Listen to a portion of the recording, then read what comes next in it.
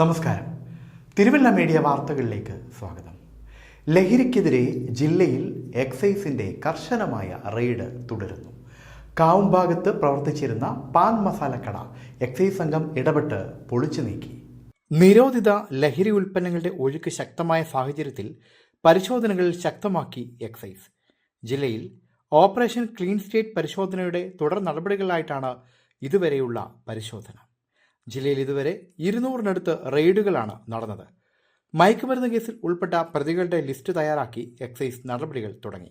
നിലവിൽ ഇവർ സമാനമായ ക്രൈം നടത്തുന്നുണ്ടോ എന്ന് പരിശോധിക്കും. സ്ഥിരം കേസിൽ പ്രതികളായവരുടെയും കേസിൽ ഉൾപ്പെട്ടവരുടെയും ലിസ്റ്റ് തരംതിരിച്ചാണ് തയ്യാറാക്കിയിരിക്കുന്നത്. മുൻ മയക്കുമരുന്ന് കേസുകളിലെ 23 പ്രതികളെയും അതിൽ സ്ഥിരം മയക്കുമരുന്ന് കേസിലെ 26 പ്രതികളുടെയും ലിസ്റ്റ് തയ്യാറാക്കിയിട്ടുണ്ട്.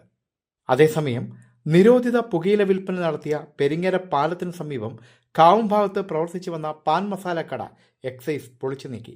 പാൻ മസാലക്കടയുടെ മറവിൽ സ്കൂൾ വിദ്യാർത്ഥികൾക്കുൾപ്പെടെ നിരോധിത പുകയില ഉൽപ്പന്നങ്ങൾ കച്ചവടം നടത്തിയിരുന്നതായി പ്രദേശവാസികൾ പറഞ്ഞു. കാവുംഭാഗം ചാത്തങ്കരി റോഡിൽ പെരിങ്ങര പാലത്തിന് സമീപം പാൻ മസാല കടയുടെ ഉടമയും ഇയാളുടെ സഹായിയും കഴിഞ്ഞ ദിവസം എക്സൈസിന്റെ പിടിയിലായിരുന്നു.